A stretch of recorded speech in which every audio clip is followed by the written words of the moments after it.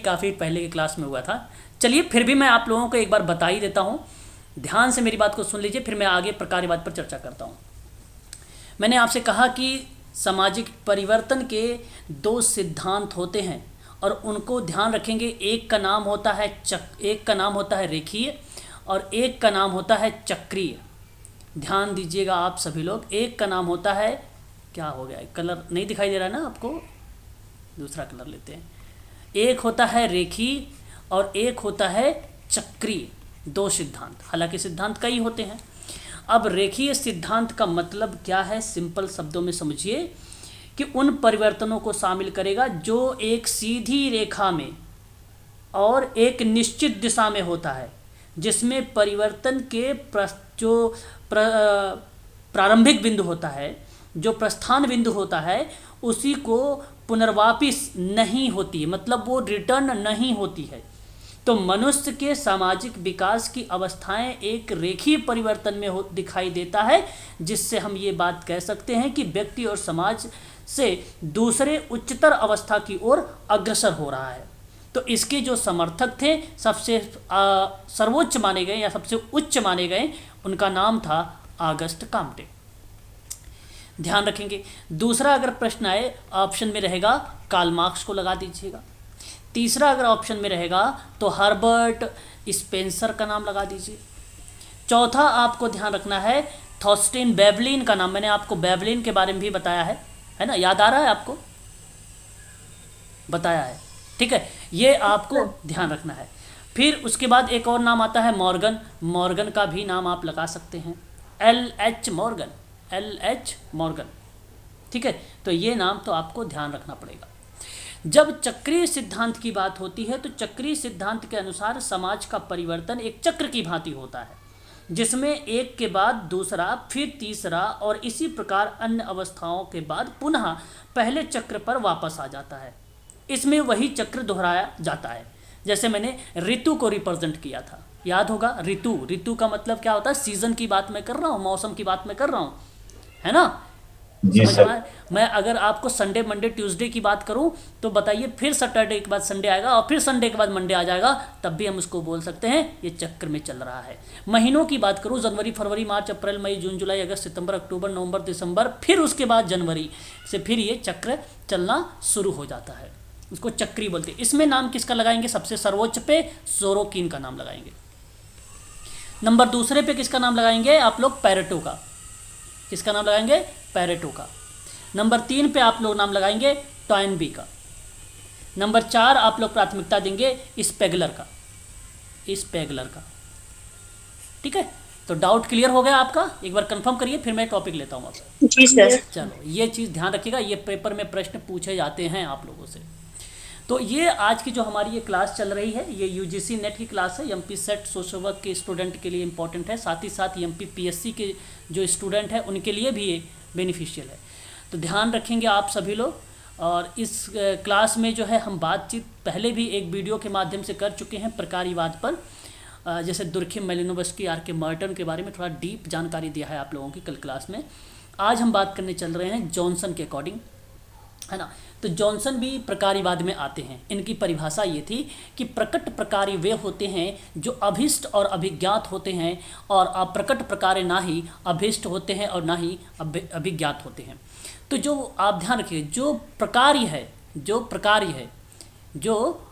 है वो प्रकट रूप में देखने को मिलता है, एक प्रत्यक्ष रूप से मिलता है। जब प्रत्यक्ष रूप से कोई प्रक्रियाएं हमें देखने को मिलती हैं तो वो अभिष्ट भी होती है, वो अभिज्ञात भी होता है।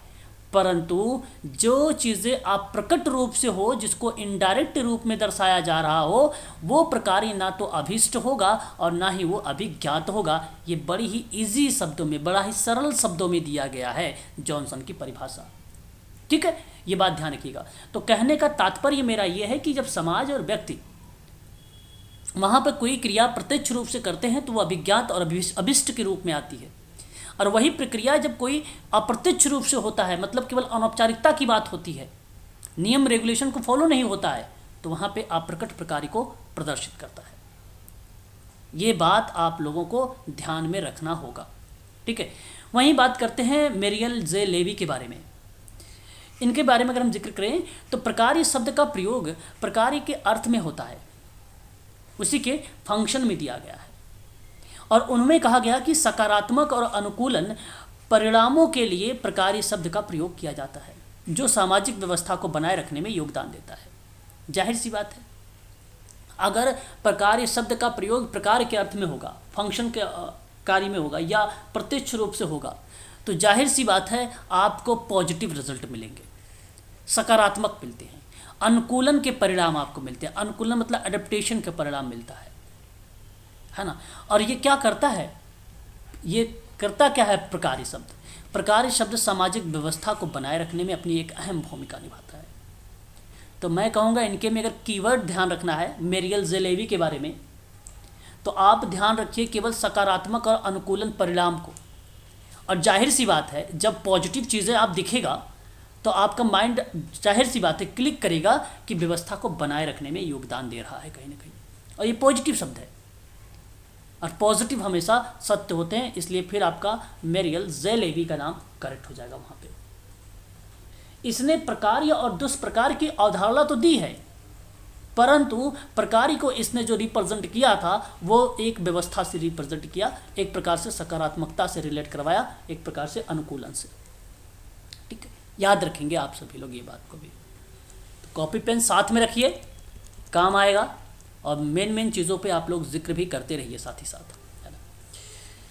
तो समाज के अध्ययन के उपागम में अगर हम बात करें तो प्रकार की अवधारणा के रूप में अब हम बात करने वाले हैं, अवधारणा के रूप में, है ना, कॉन्सेप्ट। देखिए आपको मैं बता दूं, अवधारणा भी हम सब के लिए बहुत इंपॉर्टेंट रखता है, बड़ा मायने रखता है, ये हमें पता होना चाहिए।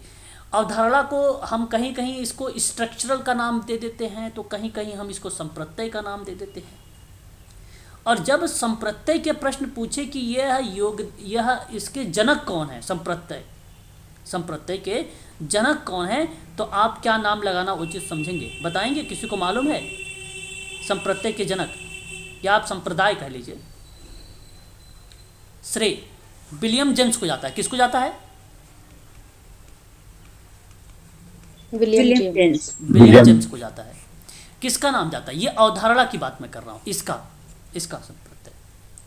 तो जैसे अगर मैं आपसे जिक्र करूँ, बेसिकली जो प्रकार्य है उसी को कहीं कहीं बोला गया संरचना भी। लेकिन अगर मैं संरचनावाद में बात करूं, संरचनावाद के जनक की बात करूं, तब क्या नाम जवाब देंगे आप? देखिए, मनोविज्ञान में एक विद्वान का नाम आपने पढ़ा होगा, विलियम वुंट। पढ़ा है कभी? सुना है? नहीं पढ़े? No sir. नहीं सुने, कोई बात नहीं।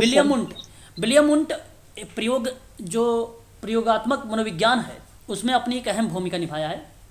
और व्यवहारवाद के जनक में अगर हम बात करते हैं तो विलियम वुंट की भी भूमिका हमें देखने को मिली। लेकिन विलियम वुंट के एक शिष्य थे, उनका नाम था टिचनर। उनका क्या नाम था? टिचनर। सर जी क्या कह रहे हैं? सर जेबी वॉटसन भी तो थे ना व्यवहारवादी? जेबी वॉटसन, हाँ यस सर। हाँ, देखो जेबी वॉटसन तो जनक तो है ही हैं, वो तो जनक हैं जेबी वॉटसन व्यवहारवाद को। विलियम वुंट में व्यवहार के कॉन्सेप्ट को लेकर भी थोड़ी बहुत चर्चा विलियम वुंट और विलियम जेम्स ने भी किया है ना। ये भी अब व्यवहारवाद में क्या पावलोव को नहीं पढ़ते? पावलोव ने भी किया है। स्किनर की बात करते, क्या स्किनर ने नहीं किया? स्किनर ने भी किया है ना। तो सबकी अलग अलग थ्योरीज थी, अलग अलग अवधारणाएं थी, लेकिन वो व्यवहार पे आधारित थी। परंतु व्यवहारवाद की जो जनक है आप जेबी वॉटसन बता रहे हैं, वो तो करेक्ट है, वो तो पहले भी मैंने आपको बता रखा, उनके बारे में तो आपको मालूम होना चाहिए। ठीक है, वो जनक है। उन्होंने यहाँ पे जब मैं बात कर रहा हूँ विलियम वुंट की, तो विलियम वुंट के एक शिष्य थे, उनका नाम था टिचनर। टिचनर ने क्या किया? संरचनावाद की नींव डाली। अब पेपर में आता है संरचनात्मक का सिद्धांत किसने दिया, तो टिचनर का नाम नहीं आता है, दुर्खिम का नाम आता है। सुना होगा आप लोगों ने, पेपर में क्वेश्चन भी देखा होगा आप लोगों ने, है कि नहीं? जी सर। हाँ, तो मैं आपसे कहूँगा कि यहाँ पे दुर्खिम का नाम सर्वोच्च माना गया है। और सर्वोच्च क्यों माना गया? क्योंकि उन्होंने वर्तमान चेतन अनुभव पर बल दिया था। इस वजह कहा जाता है कि संरचनावाद के जो जनक रहे वो कौन रहे हैं? वो दुर्खिम रहे हैं। आप इस बात को ध्यान रखिएगा। कार्यात्मक और संरचनावाद का उल्लेख किया और बताया टिचनर ने कि केवल मनोविज्ञान विभिन्न अनुभवों का ही अध्ययन करता है। केवल मनोविज्ञान क्या करता है? विभिन्न जो अनुभव है उसका अनुभव करता है, अध्ययन करता है। तो इनका कहना यह है कि अनुभवों के बिना विज्ञान का कोई अस्तित्व ही नहीं है। अनुभव के बिना विज्ञान का कोई अस्तित्व नहीं है। यह बात कहने वाला कोई विद्वान था तो टिचनर था। मानव शरीर में समांतर संबंध है और चेतना वर्तमान समय में होने वाले विभिन्न प्रकार की मानसिक क्रिया से है, और इन्हीं बात को रिलेट करते हुए टिचनर ने बोला था। तो ये बात आप थोड़ा सा ध्यान रखेंगे टिचनर के बारे में। फिर आपसे अगर हम बात करें अंतः आदर्शात्मक विश्लेषण के बारे में, विलियम उंट का नाम आया वहाँ पे। विलियम उंट और उनके शिष्य दोनों का नाम क्या देखने को मिला? अंतः दर्शनात्मक विश्लेषण शब्द आया, और इसी शब्द को जानते हैं क्या बोला गया? संरचनावाद कहा गया। अच्छा, ये बात तो आपको क्लियर हो गई। आगे अगर हम बात करें तो इसी के अंतर्गत कार्यात्मकता दृष्टिकोण को जब बात हो रही है, इसमें ध्यान रखते हुए मानसिक रोग और मंद बुद्धि के क्षेत्रों में प्रारंभिक कार्य प्रारंभ हुआ था, और इसी कॉन्सेप्ट को बताते हुए कार्ल पियर्सन ने सहसंबंध विधि को भी खोजा था। कार्ल पियर्सन ने, और प्रकार्यवाद का आधार की जो क्रिया था वहाँ अगर बात करें, जिसका जन्म डार्विन के विकासवाद से हुआ था, डार्विन के विकासवाद से हुआ था। तो ये कुछ चीज़ें हैं हमें पता होना चाहिए। और सामाजिक विकासवाद के जनक कौन है? सामाजिक विकासवाद के जनक, सामाजिक विकासवाद के जनक, नाम जरूर याद रखेंगे इनका, Herbert Spencer. Herbert Spencer, that is right. ठीक है, ये आपका करेक्ट रहेगा। अब अवधारणा में बात करें तो आर.के. मर्टन महोदय बड़े फेमस रहे हैं, है ना। एक मिनट आप लोग ध्यान दीजिएगा। तो आर.के. मर्टन ने क्या जॉनसन के बारे में और कुछ? जी सर। जॉनसन के बारे में और कुछ? नहीं, जॉनसन के बारे में कुछ इतना इंपॉर्टेंट नहीं है, बशर्ते आपको केवल जॉनसन महोदय के बारे में इतनी बात ध्यान रखना है कि जो उनका स्टेटमेंट था वो प्रकार्य पर था, प्रकट प्रकार्य पे था। वो अभिष्ट और अभिज्ञात माना था, और अप्रकट को उन्होंने ना ही अभिष्ट माना और ना ही अभिज्ञात माना था। वो चीज़ आप ध्यान रखेंगे जॉनसन के बारे में। ओके। बात मैं कर रहा था कहाँ? आर.के. मर्टन के बारे में। आर.के. मर्टन ने क्या बोला कि अनुभाविक प्रकार्यवादी, देखिए कॉन्सेप्ट है ये, अनुभाविक प्रकार्यवादी सामाजिक संरचना और प्रकार्य में कोई संबंध नहीं है। और फिर उसके बाद इनका क्या कहना है? बाह्य, देखो यहीं पर क्लियर हो गया, ये सामाजिक संरचना और प्रकार्य में कोई संबंध नहीं है, वही अनुभाविक प्रकार्यवादी है। ये आर.के. मर्टन का कहना है। बाह्यगत प्रकार्य की अवधारणा में अगर हम बात करें, प्रकार्य, अप्रकट और प्रकट और अप्रकट की अवधारणा आती है, और प्रकारात्मक विकल्प, और अगर हम बात करें प्रकारात्मक समतुल्य और प्रकारात्मक अनुकल्प, इतने सारे जो नाम आप देख रहे हैं वो कहीं ना कहीं रिलेट कराता है आर.के. मर्टन को। आर.के. मर्टन बड़ा फेमस विद्वान है, मैं इनके बारे में कुछ आप लोगों को बताना भी चाहूँगा, है ना। ध्यान दीजिएगा आर.के. मर्टन के बारे में। रॉबर्ट के मर्टन, आर.के. मर्टन। ध्यान देने वाली बात यह है, इनकी वैसी विचारधारा है जो सदैव सहयोग और संगठन पर बल दी है। किस पे सदैव बल दिया है? ध्यान रखें, इनकी विचारधारा सहयोग और, बोलो ना, संगठन पर बल दिया। संगठन। हाँ, संगठन पर बल दिया है। ठीक है, ये बात तो आपको पता होना चाहिए। जब कभी भी क्वेश्चन बनाया जाएगा तो आपसे पूछेगा कि इसका विचार किस पे है, तो मैं आपको बता दूं, सहयोग वाला पॉइंट मार्टन को रिलेट कराएगा। ये बात ध्यान रखेंगे और फिर करेक्ट करके चले आइएगा, सही हो जाएगा जवाब आपका, इसमें कोई दो राय नहीं होगा। उसके बाद अगर हम बात करें आर.के. मर्टन में, प्रकार्य को इन्होंने क्या कहा? प्रकार्य को इन्होंने, अगर हम बात करें या प्रकार्यवाद की बात करें या प्रकार की बात करें, क्या कहना है? जो होता है अच्छा होता है, जो होता है, ठीक है, अच्छा होता है या अच्छा है, ऐसा भी आप कह सकते हो। इन्होंने प्रकार को इस तरीके से बोला। फिर इनका कहना है संघर्षवाद में का कहना है संघर्ष, व्यक्ति समाज में अगर है तो वो क्या करता रहता है, हमेशा संघर्ष करता रहता है। तो संघर्षवाद में ये हमेशा एक पॉइंट जोड़ते हैं, संघर्ष करना या करता रहना। और ये बात सत्य है, सभी लोगों ने ये बात कहा है। अगर दो वर्ग हैं तो वहाँ पे संघर्ष है, समाज में व्यक्ति समाज है तो संघर्ष है ना, ये संघर्ष ही है ना। ये बात आपको आर के मर्टन के पॉइंट ऑफ व्यू में ध्यान रखना है। आपको यहाँ मैं बता दूँ, मर्टन ने समाजशास्त्रियों से प्रभावित होकर नई विचारधारा प्रस्तुत करना शुरू कर दिया। तो मर्टन ने प्रकार्य शब्द का प्रयोग 5 अर्थों में कर दिया था। मर्टन ने नई विचारधारा प्रस्तुत जब किया समाजशास्त्रियों से प्रभावित होकर, तो प्रकार्य शब्द का प्रयोग उन्होंने 5 अर्थों में किया। किस तरीके से 5 अर्थों में किया है, ये आपको ध्यान रखना जरूरी है। पहला तो उन्होंने जो प्रयोग किया वो गणित के रूप में किया। दूसरा जब मर्टन ने प्रयोग किया वो उपयोगी क्रियाकलाप के रूप में किया, उपयोगी क्रियाकलाप के रूप में किया, ठीक है।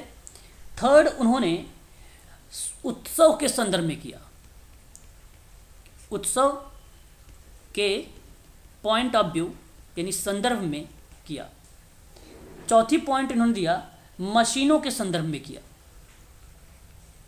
मशीनों के संदर्भ में किया। और लास्ट इन्होंने कहा सामाजिक व्यवस्था के संदर्भ में। और ये जो सामाजिक व्यवस्था मैंने यहाँ पे लिखा है, एमपीपीएससी वाले बच्चे ध्यान देंगे, सामाजिक व्यवस्था के जो संदर्भ में किया है ये समाजशास्त्र में किया है, समाज शास्त्र की किताब में किया है, ठीक है। तो ध्यान दीजिएगा कि आर के मर्टन ने कुछ समाजशास्त्रियों से प्रभावित हुए और फिर इन्होंने एक नई विचारधारा प्रस्तुत किया प्रकार्यवाद की। और उस जब प्रकार्यवाद की नई विचारधारा प्रस्तुत किया तो उसमें 5 अर्थ बताएं कि ये होता है मीनिंग प्रकार्यवाद का। तो ये आपको ध्यान रखना है, 5 अर्थ जो मैंने आपको यहाँ पे बताए हैं। ये प्रकार्यवाद के 5 अर्थ है सर? 5 अर्थ हैं सर, मर्टन के ये भी हैं, उत्सव, उपयोगी क्रियाकलाप, गणित और मशीनों और सामाजिक व्यवस्था। सामाजिक व्यवस्था जो है समाजशास्त्र की पॉइंट। जी सर, जी मैम। फर्स्ट का क्या लिखा हुआ है? मैथमेटिक्स, गणित। जी सर। गणित, ठीक है। बात करेंगे नेक्स्ट पॉइंट पर, इनको भी समझने का प्रयास करिए मर्टन के बारे में। मर्टन पहले समाजशास्त्री के प्रकार्यवादी विचारधारा का सारांश निकाला और कहा कि 3 बिंदुओं में समाहित किया गया है और ये 3 बिंदुओं की आलोचना भी की गई, प्रकार्यवाद का संशोधन के रूप में उसको प्रस्तुत भी किया गया। तो इन्होंने 3 बिंदु क्या क्या बात किया है पहले समझिएगा। प्रकार्यवादी की विचारधारा को जब सारांश निकाला था तब, और वो 3 बिंदु कौन कौन से थे जब सारांश निकाला आपने, तो एक था इसमें जब सारांश निकाला तो एक तो सारांश ही था, एक सारांश था, दूसरा जो था वो आलोचना थी, और जो तीसरा था वो संशोधित था। समझिएगा एक एक करके। अब सारांश में इन्होंने अपने विचारों को किस तरीके से रिप्रेजेंट किया, तो इन्होंने सारांश में बताया कि प्रकारात्मक एकता, क्या बताया? प्रकारात्मक एकता। अब समझिएगा थोड़ा सा, प्रकारात्मक एकता के कॉन्सेप्ट में 2 विद्वान बहुत फेमस हैं, उन दोनों का नाम याद रखेंगे। एक का नाम है रेडक्लिफ ब्राउन, और एक का नाम है टालकाट पार्सन्स, करेक्ट, ये ध्यान रखेंगे। दूसरा इनका जो कॉन्सेप्ट आया सारांश में वो आया सार्वभौमिक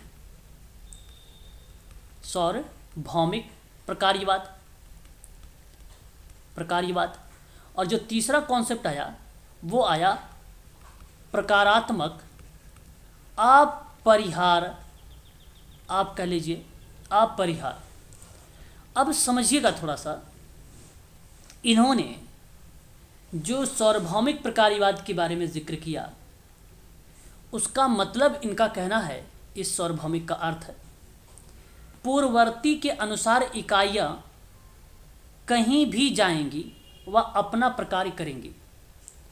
मतलब पूर्ववर्ती में, पूर्ववर्ती शब्द समझ रहे हो ना आप लोग, अतीत की बात है ना, तो उसके अनुसार कोई भी यूनिट, चाहे समाज, व्यक्ति, सोसाइटी या ग्रुप, कम्युनिटी, कोई भी यूनिट के रूप में है और वो कहीं पर भी जाएंगी, कहीं होती हैं चेंज या कोई भी क्रिया विधि होती है तो वह अपना प्रकार करेंगी। ये बात सत्य है, ये इनका विचार है, अवधारणाएं। प्रकार का मतलब फंक्शन से है ना, कोई ऐसी गतिविधि नहीं है प्रकार की, कोई गतिविधि से है, फंक्शन से। और फंक्शन होंगे कैसे? फंक्शन होंगे सर पूर्ववर्ती अतीत सार्वभौमिक में क्या सर, मतलब फिर से बता दीजिए। पूर्ववर्ती के अनुसार, जो पहले की चीज, उनके अनुसार जो भी यूनिट होंगी, जो भी इकाइयाँ होंगी, वो इकाइयाँ कहीं भी जाएंगी तो वह अपना प्रकार करेंगी, अपना प्रकार वो करेंगी।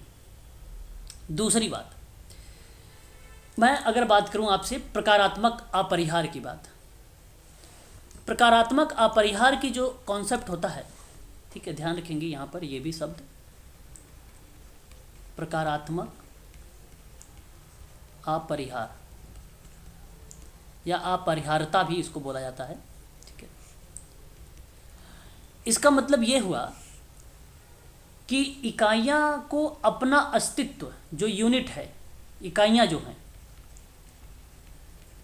इकाइयों को अपना अस्तित्व बनाए रखने के लिए प्रकार करना अनिवार्य होगा। अब ये इकाइयाँ जो है ना, इनको अस्तित्व बनाए रखना है। अगर ये अस्तित्व उसका बनाए रखना होगा तो जाहिर सी बात है, ये उन्होंने कहा कि कंपलसरी है, ये तभी बना रहेगा। मतलब इकाइयों को अपना अस्तित्व बनाए रखने के लिए प्रकार का करना अनिवार्य है, प्रकार का करना अनिवार्य है। ये आपके लिए इंपॉर्टेंट रहेगा पॉइंट, ठीक है। वहीं हम बात करते हैं एक नेक्स्ट पॉइंट पर, हमारे सामने आता है एक और पॉइंट, और वो पॉइंट है आपका प्रकार्य एकता, प्रकारात्मक एकता। यही रह गया था ना, बोला करें। हाँ जी सर। तो इसमें क्या है, इसमें भी पूर्ववर्ती समाजशास्त्रियों ने प्रकार्यवादी विचारधारा में इकाइयों के मध्य पाए जाने वाली, इकाइयों के मध्य पाई जाने वाली प्रकार्य एकता,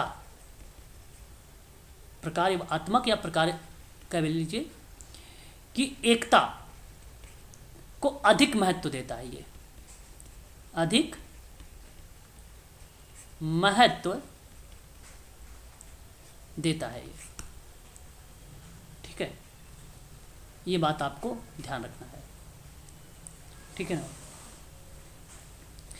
यहाँ पे आर.के. मर्टन का ये चीज़ आपको ध्यान रखना है। अब आगे दो तीन बातें मर्टन के संबंध में। सामाजिक संरचना का सिद्धांत किसने दिया? ध्यान से सुनिएगा। सामाजिक संरचना का सिद्धांत, आपको सामाजिक संरचना के सिद्धांत में अगर हम जब जिक्र करते हैं तो पहले भी मैंने आप लोगों को बताया है कि नाम आप लगाइएगा दुर्खिम को ही, और यदि ऑप्शन में दुर्खिम ना हो तब प्राथमिकता किसको देंगे? आर.के. मटन मर्टन को, बिल्कुल। और अनुरूपता और विपथ गमन का सिद्धांत, नाम लगाएंगे आर.के. मर्टन, ठीक है। संदर्भ समूह, अभी मैंने हाल ही में बताया था, किसी को याद है क्या? संदर्भ समूह नहीं बताया था? बताया था सर। हाँ, संदर्भ समूह का जो सिद्धांत आर.के. मर्टन, शायद ये पेपर 2023 14 मार्च को आया था, 14 मार्च को ये पेपर शायद आया था सवाल। मध्य अधिसीमा का सिद्धांत, माध्य करिए, माध्य अभिसीमा का सिद्धांत किसका नाम आएगा? आर के मैटन का नाम आएगा। आर के मैटन का नाम आएगा। ये बात आपको ध्यान रखना है, ठीक है, भूलना नहीं है, ठीक है। चलो अब मैं आप लोगों से जो है कुछ क्वेश्चन करता हूँ, आप फटाफट जवाब दीजिएगा यहीं पर, और वो प्रीवियस को रिलेट कराते हुए, ताकि मैं जान लूँ कि आप लोग प्रीवियस में वो चीज़ें आपको याद है। आत्म दर्पण का सिद्धांत किसने दिया? जल्दी बताइएगा। कूले ने। सामाजिक प्रक्रिया का सिद्धांत किसने दिया? सामाजिक क्रिया, सोशल प्रोसेस, कूले ने। कूले ने सर। कूले ने, CH कूले ने, ठीक है। सामाजिक वर्ग के बारे में किसने बात किया है? Karl Marx. कार्ल मार्क्स ने। कूले नहीं, कूले नहीं है, कार्ल मार्क्स आएंगे। सामाजिक वर्ग, अगर मैंने कार्ल मार्क्स का ऑप्शन ना दूं सेकंड पॉइंट पर, ध्यान रखिएगा, कूले का कार्ल मार्क्स का नाम तो याद रखना है, तो वहाँ पे TH मार्शल का नाम जरूर ध्यान रखें, है ना। शासक वर्ग, Marx, Karl Marx. Karl Marx, very good. यहाँ पे भी कार्ल मार्क्स, यहाँ पर भी कार्ल मार्क्स। जी। शासक वर्ग से ऊपर क्या लिखा है आपने? सामाजिक वर्ग, कार्ल मार्क्स और TH मार्शल, ठीक है, करेक्ट। चलिए, जी सर। जी सर। सावयवी, नेक्स्ट पॉइंट देखिए, नेक्स्ट सावयवी प्रकार्यवाद, प्रकार्यवाद अगस्त सोरोकिन से। नहीं, अगस्त काम्टे। हाँ, अगस्त काम्टे, ठीक है, बहुत बढ़िया। आगे बात करते हैं विश्लेषणात्मक प्रकार्यवाद, विश्लेषणात्मक प्रकार्यवाद, स्पेंसर, स्पेंसर, ठीक है। मानव शास्त्रीय प्रकार्यवाद, बहुत आसान सवाल, बता चुका हूं, कल ही बताया हूं। मैलिनोवस्की, मैलिनोवस्की। समाजशास्त्रीय प्रकार्यवाद, दुर्खिम, दुर्खिम। सामाजिक व्यवहारवाद,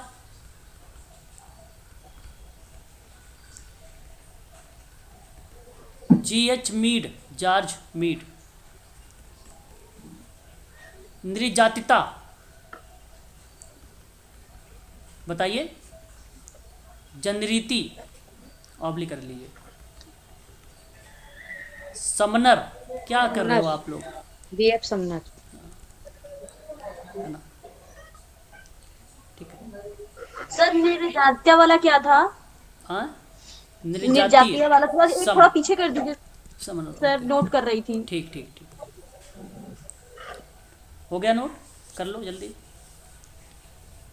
सर निर्जातीयता के बाद क्या लिखे हैं ये? जनरीति, फोकवेस, जनरीति, जी। ठीक है सर। आदर्श प्रारूप किसने दिया है? आदर्श प्रारूप नौकरशाही किसने दिया? अच्छा बताइए। Sir max weber. तो आदर्श प्रारूप भी उसी ने दिया है, वो ने दिया मैक्स वेबर। उसी ने, आदर्श प्रारूप उसी ने दिया है ना? ठीक है। तो ये चीज़ें थी जो अभी आप लोगों ने देखा है ना। चेतनात्मक संस्कृति, सेरोकिन, सेरोकिन, ठीक है, याद रखेंगे। तो ये है आप सबके लिए इम्पोर्टेंट चीज़ें, आप इसको ध्यान रखेंगे। आगे बढ़ेंगे और नेक्स्ट देखेंगे। सर जी, क्या कह रहे हैं, बताएं सर, बताइए सर, बोलिए तो सही, चुप हो गए हैं आप। सर नौकरशाही मैक्स वेबर था। हाँ, नौकरशाही का सिद्धांत मैक्स वेबर का है मैम, ठीक है। अब देखिए, मेरियन जेलेवी, मेरियन जेलेवी, प्रकार्य और दुष्प्रकार्य की अवधारणा, अभी मैंने आपको बताया था इसके बारे में थोड़ा सा, है ना, मैंने वहाँ पे बताया था। और संरचनात्मक मानव शास्त्र, देखिए मैंने मानव शास्त्र प्रकार्यवाद की बात किया था तो मैलिनोवस्की का नाम आ रहा था। लेकिन अगर मैं कहूँ कि संरचनात्मक मानव शास्त्र के बारे में बताइए तो आप मेरियल ज़ेलेवी के नाम बताएंगे, नोट कर लीजिएगा। अब देखिए ये याद कैसे होगा, ये याद तभी होगा जब आप नोट्स को बराबर देखते रहेंगे। और देखने का मतलब ये नहीं केवल देख के पेज बंद कर लेना है, देखने का मतलब उसको थोड़ा सा लर्न भी करना है ना। इसलिए थोड़ा सा इसको बराबर जो है लर्न भी करते रहेंगे तो आपको आसानी से ये चीज़ें याद रहेंगी। ये वाला एक बार फिर से रिपीट कर दीजिए। हाँ जो भी बिल्कुल। बताएं। संरचनात्मक मानव शास्त्र में संरचनात्मक मानव शास्त्र की कॉन्सेप्ट या अवधारणा मेरियन ज़ेलेवी का नाम आता है और मेरियन ज़ेलेवी ने प्रकार और दुष्प्रकार की अवधारणा भी दिया है, ये भी आपको ध्यान रखना है। और मेरियन ज़ेलेवी के अकॉर्डिंग बात करें तो इनका ये कहना था कि सकारात्मक और अनुकूलन परिणाम पर प्रकार इस काम करता है ना। तो जाहिर सी बात है सामाजिक व्यवस्था बन जाएगी, है ना, राइट, ठीक है जी। हाँ, ये बात आपको ध्यान रखना है। आगे बढ़ेंगे और नेक्स्ट पॉइंट देखेंगे। कोहन एक विद्वान है।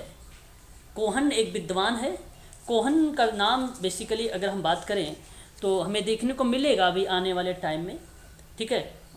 थोड़ा सा जिक्र करता है वो कोहन संघर्षवाद को, फिर भी आप ध्यान रखेंगे यहाँ पे 9 प्रकारीवाद की अवधारणा को। आकबर्न ने क्या बोला है, बी प्रकार की अवधारणा बोला है। बी प्रकार की अवधारणा आकबर्न ने दिया है। तो वी प्रकार की अवधारणा किसने दिया, आकबर्न ने दिया। आकबर्न की किताब का नाम क्या है जानते हैं, कल्चर लैग है एक, और एक क्या है, social change. Social change. Social change. एक नाम देखिए, नाम आ रहा है ब्राउन का। अच्छा, ये ब्राउन वही हैं जो मैंने आप लोगों को अभी इनके बारे में, रेडक्लिफ ब्राउन के बारे में थोड़ा सा जिक्र किया था। इनका कहना है कि जो प्रकारीवाद है वो यूनोमिया और डायनोमिया की अवधारणा है, ठीक है। यूनोमिया और डायनोमिया का अवधारणा है। इस बात को आप लोग खास कर ध्यान रखेंगे यहाँ पर प्रकारीवाद में। नाम भी पता होना चाहिए आप लोगों को, ठीक है, नोट कर लिया सर एक मिनट। हाँ।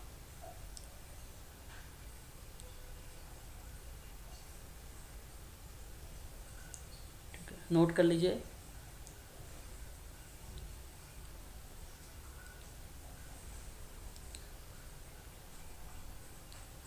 हो गया। ओके, बहुत बढ़िया। तो ये चीज़ आपको ध्यान रखना है। अब मैं आपको यहाँ सर ऑकबर्न की 2 किताब क्या बताए हैं जी, आकबर्न की, ऑकबर्न की 2 किताब। हाँ, सोशल दो चेंज किसके नाम और बताए? सोशल चेंज और culture culture lag. Social change और कल्चर लैग। अब देखिए यहाँ पे थोड़ा सा समझिए, थोड़ा सा समझना है। क्या समझना है, यूनोमिया के बारे में, और डायनोमिया भी कहा जाता है इसको, और इसी को डिसनोमिया भी कहा जाता है ना, ध्यान रखेंगे इनके बारे में। पैथोलॉजी, पैथोलॉजी मतलब रोग विज्ञान, है ना। रोग विज्ञान में जो है आंगिक दुष्प्रकारी जो हैं उन समस्या का अध्ययन किया जाता है। किसका, पैथोलॉजी में किसका अध्ययन किया जाता है, आंगिक दुष्प्रकार का। समझ रहे हो मेरी बात, आंगिक मतलब अंग हो जाएगा, दुष्प्रकार का मतलब जो काम नहीं कर रहा होगा। पैथोलॉजी डायनोमिया की बात कर रहे हैं सर। हाँ, यूनोमिया और डायनोमिया, यूनोमिया और डिस्नोमिया, वही डायनोमिया और डिस्नोमिया बात दोनों एक ही है सर, ठीक है, दोनों बात एक ही है। डायनोमिया लिख दूं, दिक्कत हो रही तो बताएं, लो लिख देता हूँ। नहीं नहीं सर, चले। अच्छा ठीक है, फिर डिस्नोमिया और डायनोमिया एक ही है, ठीक है। तो यहाँ अगर मैं आपसे बात करूँ तो मैं आपसे कह रहा हूँ कि जो आंगिक दुष्प्रकारी होते हैं उनकी समस्या का अध्ययन करने को बताता है ये। दूसरे शब्दों में आप ये कह लीजिए कि रोग कहा जाता है इसको, है ना, इसको रोग कहा जाता है। जब शरीर का अंग, बात को समझिएगा, जब शरीर का कोई अंग अपेक्षित ढंग से काम नहीं कर पाता है तो रोग जन्म ले लेता है ना। और इस पर जब ध्यान ना दिया जाए तो वो मृत्यु भी हो जाती है। तो शारीरिक संरचना में ऐसे पूर्णतः सही सही मानदंड निर्धारित किए गए हैं जो रोग को पहचान करने में सहायक होते हैं। एग्जाम्पल के तौर पे अगर हम बात करें, यदि किसी व्यक्ति के शरीर का तापमान 98.40 फ़ारेनहाइट है तो हम कहते भैया ये नॉर्मल है। थोड़ा सा अगर ऊपर चला जाता है तो हम इसे कह सकते हैं कि उसे ज्वर है। करेक्ट भाई, आपने जी सर। आपके घर में सभी लोगों के पास होगा, है ना। तो 98.40 अगर होता है तो आप कहते हैं नॉर्मल है। अगर थोड़ा सा इससे ऊपर हो गया तो आप कहते हो कि वो व्यक्ति के अंदर जो है ज्वर है, फीवर है। और यदि किसी व्यक्ति के पेट में निश्चित मात्रा में अधिक अम्ल हो गया है तो हम कह सकते हैं कि उसे अल्सर का रोग हो गया है ना। तो कहने का मेरा जो यहाँ पे अर्थ बन रहा है वो कुछ मानदंड अथवा नियमों के आधार पर रोग का निदान के परिप्रेक्ष्य में हो रहा है। तो यहाँ बात जो है रेडक्लिफ ब्राउन का है। रेडक्लिफ ब्राउन कहते हैं कि स्वस्थ और रोग को इस सिद्धांत में समाज कार्य पर लागू करने का प्रयास जो है यूनानियों ने ईसाई पूर्व 5वीं शताब्दी में किया था। तो इनका कहना था यूनोमिया में मर्टन का कि ये सुव्यवस्था है। ये क्या है? सुव्यवस्था है। इसको हम क्या बोल सकते हैं? सामाजिक अव्यवस्था कह लीजिए, सॉरी सामाजिक अस्वास्थ्य कह लीजिए, सामाजिक अस्वस्थ कह लीजिए। अब ध्यान दीजिएगा, पेपर में अगर आपसे प्रश्न बने, मैं यूनोमिया करके ना दूं सवाल और सामाजिक में मैं अस्वास्थ्य लिख दूं तो ये अवधारणा किसकी है ना, तो थोड़ा सा दिमाग लगाइएगा और ये जवाब आ जाएगा रेडक्लिफ ब्राउन का, पहली बात। और यदि प्रश्न में सुव्यवस्था का नाम आ जाए तो आप नाम लगा दीजिएगा यहाँ पे कि भाई कहीं ना कहीं यूनोमिया को रिप्रेजेंट किया जा रहा है। ये तो आपकी पहली कॉन्सेप्ट था जो यहाँ पे मैंने बताया। और इनके बीच में अंतर अगर हम बात करें तो हालांकि एक इस्माइल दुर्खिम का कॉन्सेप्ट था, आप लोगों को कल मैंने पढ़ाया भी होगा, और उसका नाम था प्रतिमानहीनता। करेक्ट है ना। जो प्रतिमानहीनता है इसको एनोमी कहते हैं। इसी अवधारणा की सहायता से सामाजिक रोग विज्ञान को समझने की चेष्टा की थी। और सामाजिक रोग विज्ञान को समझने की चेष्टा किसने की है? दुर्खिम ने की थी। और किस आधार पे किया था? प्रतिमानहीनता के आधार पे किया था। बात को समझते चलिए, क्योंकि ये पेपर में खूब प्रश्न आया है प्रतिमानहीनता वाला। ये तो यूनोमिया नहीं आया, परंतु ध्यान रखिएगा कि हो सकता है कि इस बार आपको आ जाए पेपर में, है ना। तो रेडक्लिफ ब्राउन ने कहा कि यूनोमिया और डिस्नोमिया शब्दों को अपनाना है तो उनका कहना है कि सामाजिक प्राणियों की भांति। जी सर, क्या कह रहे हैं सर आप? कुछ आप कह रहे हैं सर, आपकी आवाज आ रही है। दुर्खिम का है ना सर ये परमात्मा? हाँ, प्रतिमानहीनता दुर्खिम का है, ठीक है। प्रतिमानहीनता दुर्खिम का। सर एक बार म्यूट हो जाइएगा। आगे अगर हम बात करते हैं तो ध्यान दीजिएगा, सुव्यवस्था और सामाजिक अस्वस्थता के बारे में यहाँ थोड़ा सा जिक्र करते हुए रेडक्लिफ ब्राउन ने कहा कि यूनोमिया और डिस्नोमिया शब्दों को अगर आपको अपनाना है, आपको अगर यूज करना है उस शब्द का सोशल वर्क में, तो सामाजिक प्राणियों की भांति रोग अथवा मृत्यु को प्राप्त नहीं होते हैं। वह स्वीकार करता है कि किसी भी समाज के स्वास्थ्य का पता लगाने के लिए कोई निश्चित वस्तुपरक मानदंड अपना ठीक है पाना संभव नहीं होता है। और ये बात सत्य भी है। मैं अगर आपसे कहूँ कि स्वास्थ्य का अगर पता लगाने के लिए कोई निश्चित वस्तुपरक चीज़ें नहीं दी गई हैं कि भाई ये कर दो तो वो व्यक्ति स्वस्थ है ना। बहुत सारे टेस्ट हैं, अगर आप लोग जाएंगे ना हॉस्पिटल तो आप देखिए, पता चलेगा आपको कितने टेस्ट होते हैं, है ना। उसके बावजूद भी कुछ ना कुछ कमियां रही जाती हैं, कहीं बीपी है तो कहीं शुगर है ना। ये मिल जाता है हम लोगों को। तो ऐसे में अगर हम बात करते हैं तो यहाँ पे वस्तुपरक मानदंड अपना जो है पाना संभव नहीं होता है, क्योंकि मानव समाज का विज्ञान अभी इतना परिपक्व भी नहीं हुआ है। तो समाज में यूनोमिया का अर्थ क्या हुआ कि उसके अंगों का सामंजस्य से काम करना, यानी व्यवस्था ही प्रकारात्मक एकता है अथवा आंतरिक अनुकूलन है। बस इतनी बात ध्यान रखिए। क्या मैं फिर से रिपीट कर दूं इस लाइन को? जी सर। किसी भी समाज में यूनोमिया का अर्थ अगर आपको समझना है तो उसके अंगों का सामंजस्य में, उसके अंग जो अंग हैं शरीर के, सामंजस्य से काम करना यानी व्यवस्था के रूप में, और वही प्रकारात्मक एकता है। और मैंने आपको अभी अभी ऊपर पढ़ाया है प्रकारात्मक एकता में रेड क्लिफ ब्राउन का नाम लिखवाया था, तालकाट पार्सन का नाम लिखवाया था, करेक्ट लिखवाया था ना। तो प्रकारात्मक एकता है, वही आंतरिक अनुकूलन भी है। बस इतनी बात तो आपको ध्यान रखना है। ये यूनोमिया है। अब बात करते हैं डिस्नोमिया के बारे में।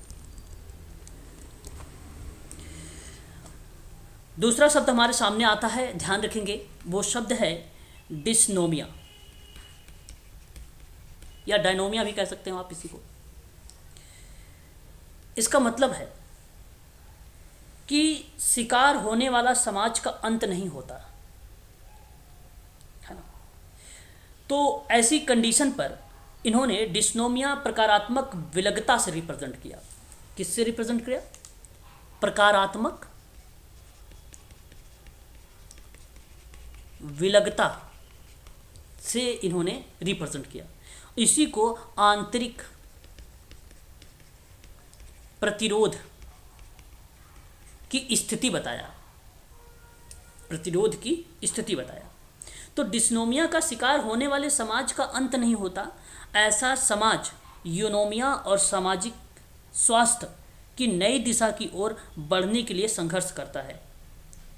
तो इसी प्रक्रिया में उसका संरचनात्मक स्वरूप बदल जाता है, और जब संरचनात्मक स्वरूप बदल जाएगा तो वही डिस्नोमिया हो जाएगा, वही डिस्नोमिया हो जाएगा।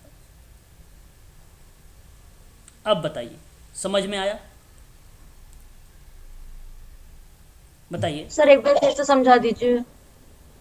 देखिए, मैंने आपसे ये कहा कि जो डिस्नोमिया है वो एक प्रकार से प्रकारात्मक विलगता है। विलगता का मतलब अलगाव, चेंज, मतलब एक प्रकार से कहीं ना कहीं मंदता, मंदता मतलब धीमी गति, है ना। तो सामाजिक विलगता से तो प्रेजेंट किया, फिर कहा कि आंतरिक गतिरोध है, सॉरी प्रतिरोध है, इंटरनली प्रतिरोध है। और जब किसी चीज़ में रुकावटें या समस्याएं बनती हैं तो उसको डिस्नोमिया कहा गया। और डिस्नोमिया बेसिकली क्या कहती है? कहती है कि जब कोई प्रक्रिया संरचनात्मक स्वरूप ले ले, कोई स्ट्रक्चर का रूप ले ले, और जब स्ट्रक्चर में वो प्रक्रियाएं बदल जाएंगी तो वहाँ पर एक प्रकार की स्थिति बन जाती है, और वह स्थिति बनती है डिस्नोमिया की। बट ध्यान रहे निगेटिव पॉइंट में। तो यहाँ जो है यूनोमिया डिस्नोमिया के बारे में जो जिक्र किया गया स्थिति के बारे में उसके, है ना, वो रोग विज्ञान में किया गया था। ठीक है, ये बात ध्यान रखेंगे आप सभी लोग, ये भी हमारे लिए इम्पोर्टेंट था। क्लियर हो गया? तो बताइए, फिर मैं आगे बढ़ता हूँ मेलिनोवस्की की अवधारणा पर। जी सर। बिल्कुल, मेलिनोवस्की के बारे में मैंने कल आपको बताया भी था, आवश्यकता का सिद्धांत। सर जी सर जी जी। अंतर दर्शनात्मक विश्लेषण किसने दिया सर? अंतर दर्शनात्मक विश्लेषण, सॉरी, अभी आपने अंतर विश्लेषणात्मक की बात कर रहे हैं आप? नहीं, अंत दर्शनात्मक विश्लेषण। अच्छा, देखो, अंत दर्शनात्मक विश्लेषण का जो बात आती है, विलियम उंट और टिचनर दोनों ने दिया था, उसके शिष्य दोनों ने। अच्छा सर, यहाँ पे लिखा हुआ, देखो यहाँ पे तो लिखा हुआ, अच्छा ये लिखा हुआ, नाम नहीं लिखा, ये ऊपर है, टिचनर और विलियम उंट दोनों लोग। ठीक है, क्लियर हो गया सर? आगे बढ़ते। अब देखो, मेलिनोवस्की ने क्या किया, आवश्यकता का सिद्धांत। आवश्यकता का सिद्धांत मैंने आपको बताया भी है। अच्छा, आवश्यकता का पदानुक्रम सिद्धांत होता है, हायरार्की नीड होती है, वो नाम आता है मेलिनोवस्की, उसका नाम आता है अब्राहम मैस्लो का नाम आता है। परंतु यहाँ पे जो नाम आएगा आवश्यकता का सिद्धांत में, आप लगा दीजिएगा मेलिनोवस्की। कल मैंने इसके बारे में पढ़ाया था। सार्वभौमिक प्रकारी है, ये भी आपको ध्यान रखना है। पार्सन्स ने प्रकारात्मक आदेशक शब्द दिए हैं, ये भी आपको ध्यान रखना है। ये अवधारणा के रूप में जिक्र हो रहे हैं सामने। मर्टन का एक सामाजिक प्रकार यह है सुस्पष्ट प्रकार, जिसको मैनिफेस्ट कहते हैं, अव्यक्त प्रकार लेटेंट बोलते हैं। अभी ऊपर आपने देखा है ना, ऊपर अभी आप लोगों ने देखा भी है मर्टन के बारे में थोड़ा सा, वहाँ पे लिखा हुआ था सुस्पष्ट प्रकार भी अव्यक्त प्रकार भी, और ये पेपर में आया था ना, कि आया था भाई, है ना। इसके बाद अगर हम जिक्र करते हैं तो हमारे सामने प्रकारवाद सर थोड़ा सा वापस दिखाना सर, हेडिंग वापस दिखाना सर किसकी। ये देख लीजिए, प्रकार सुस्पष्ट मैं नोट कर प्रकार, रहा हूँ। मैनिफेस्ट, अव्यक्त प्रकार, लेटेंट बोलते हैं इसको इंग्लिश में, और ये मर्टन के सामाजिक प्रकार हैं।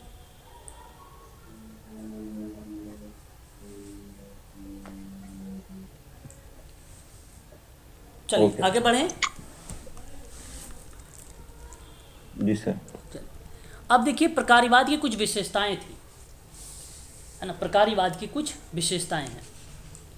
अगर हम विशेषताओं पे जिक्र करते हैं तो ध्यान दीजिएगा, एक तो विशेषता यह है कि प्रकारी का जो संबंध है वो सामाजिक संरचना के निर्माण करने वाली इकाइयों से है, और सभी कार्य प्रकार्य नहीं, सभी, ध्यान रखिएगा, सभी कार्य जो हैं वो प्रकार्य नहीं है ना। केवल उन्हीं प्रकारियों को प्रकार्य कहा जाएगा जो समाज द्वारा अपेक्षित होगा, ये बात आपको ध्यान रखना है। ये आपकी एक प्रकार की विशेषता बन जाएगी प्रकार की। दूसरी बात, प्रत्येक प्रकार का कोई ना कोई उद्देश्य अवश्य होता है ना, और प्रकार का प्रमुख उद्देश्य सामाजिक और मानवीय आवश्यकताओं की पूर्ति करना होता है।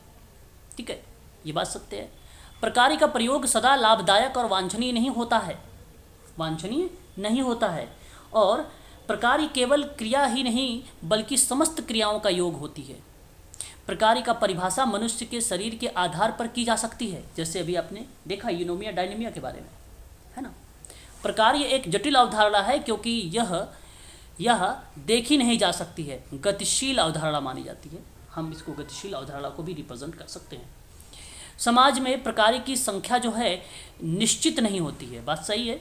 कभी कभी प्रकार अस्पष्ट और प्रकट होते हैं, किंतु कभी कभी अप्रकट भी हो जाते हैं, जैसा कि आपने अभी देखा अव्यक्त और व्यक्त के रूप में मर्टन का।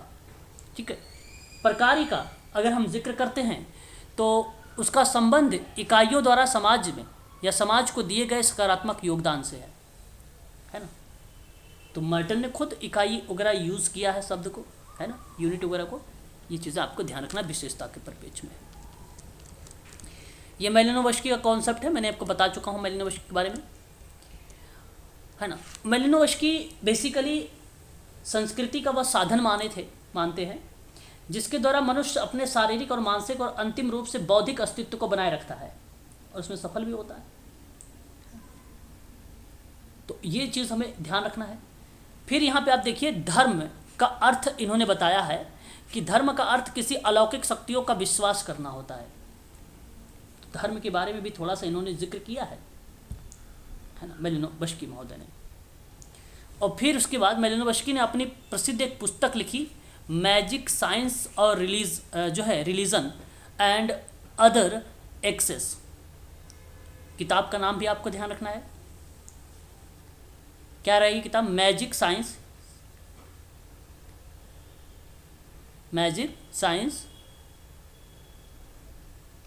लिख रहे हैं आप लोग? जी सर। जी सर। जी सर। पता चले आप लोग लिख नहीं रहे हैं, मैं ही सिर्फ मेहनत करते चल रहा हूँ। सर लिख लिया है। ओके, लिख लिया सर। हाँ, तो यहाँ पे इन्होंने रिलीजन्स एंड इन्होंने जोड़ा एक शब्द एंड अदर एक्सेस। सर कल आपने जादू विज्ञान और धर्म लिखाई थी, सर यही बुक है ये?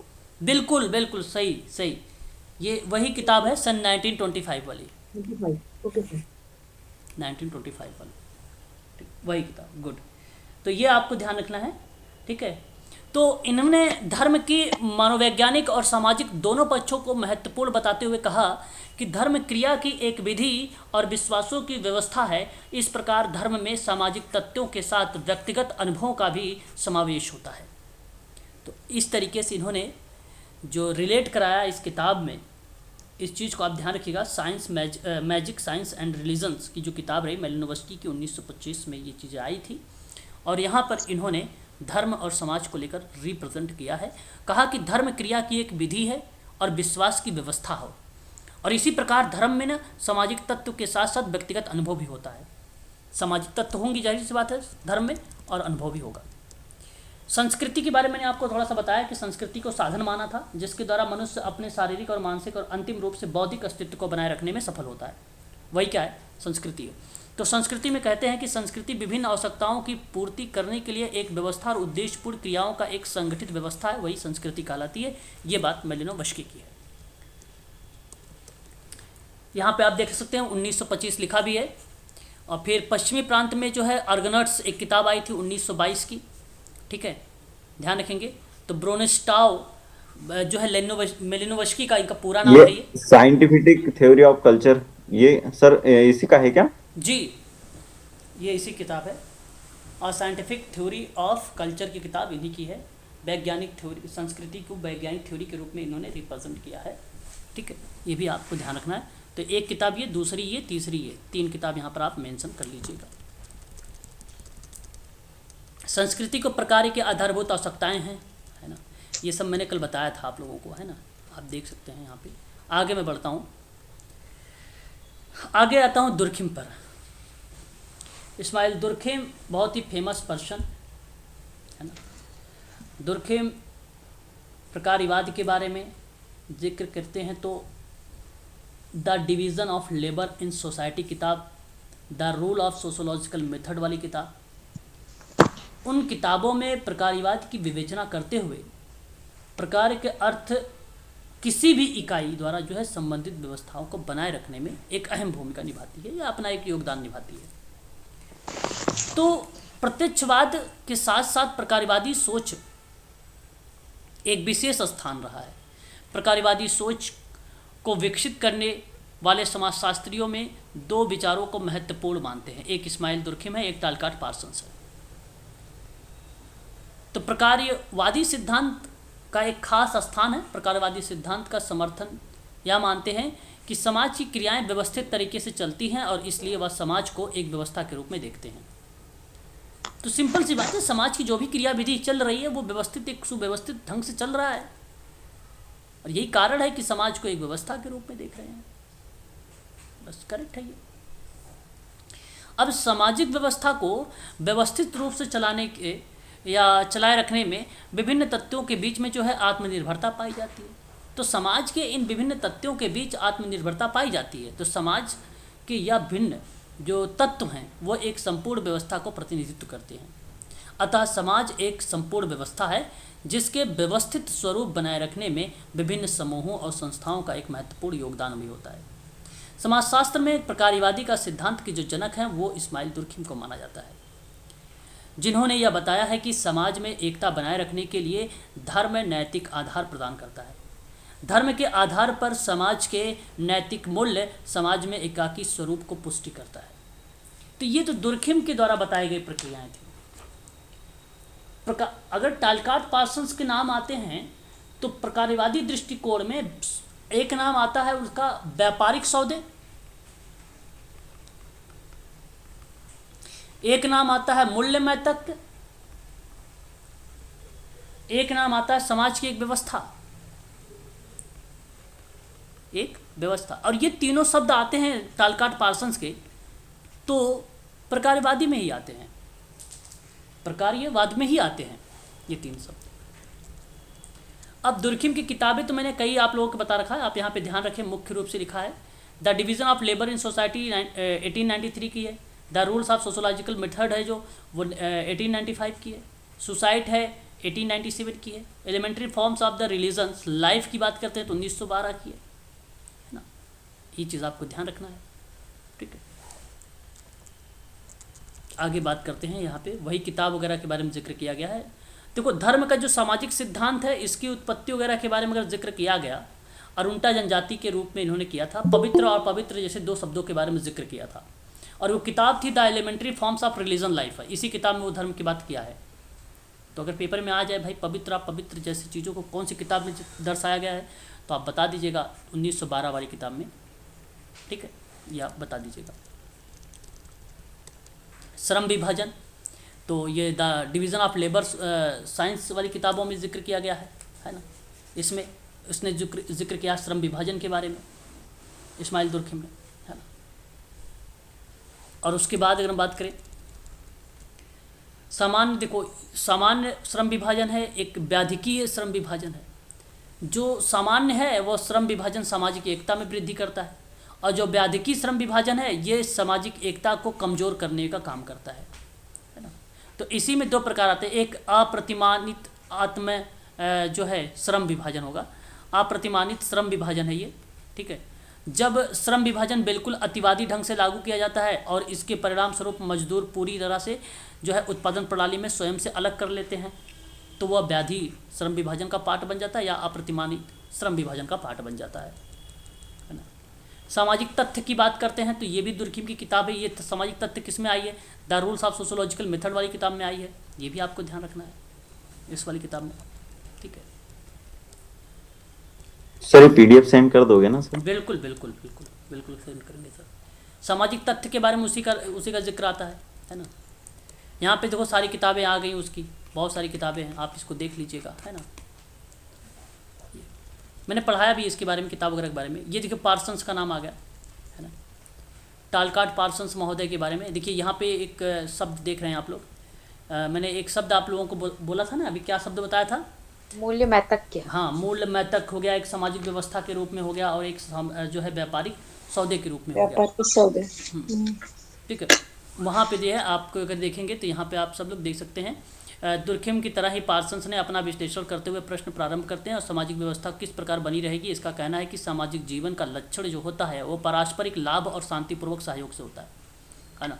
और पारस्परिक शत्रुता एवं विनाश एवं दुर्खिम के जो है नैतिक प्रतिबद्धता और सामाजिक नियमों पर अधिक बल देता है। तो पार्सन्स भी वही चीज़ करता है। तो कहीं ना कहीं हम बात करें तो नियम वगैरह जो व्यवस्था वगैरह की बात होती है, सिंपल सी बात है, वो आता है आपका व्यापारिक सौदे में, है ना, व्यापारिक सौदे में। और फिर आपसे अगर हम बात करते हैं दूसरी पॉइंट में, तो यहाँ पे पार्सन्स ने प्रकारवादी परिप्रेक्ष्य में निम्न रूपों को भी स्वरूप दिया है। तो देखिए पार्सन्स ने सौदेबाजी व्यापार का उदाहरण जो है अपने विचारों को स्पष्ट करते हुए कहा भी है कि व्यापारिक अनुबंधन कुछ नियामक मतलब नियम आदर्शात्मक नियमों का व्यवस्था के आधार पर होता है, ठीक है। वचनबद्धता दोनों पक्षों पर बात करता है, तो बात सत्य है ये।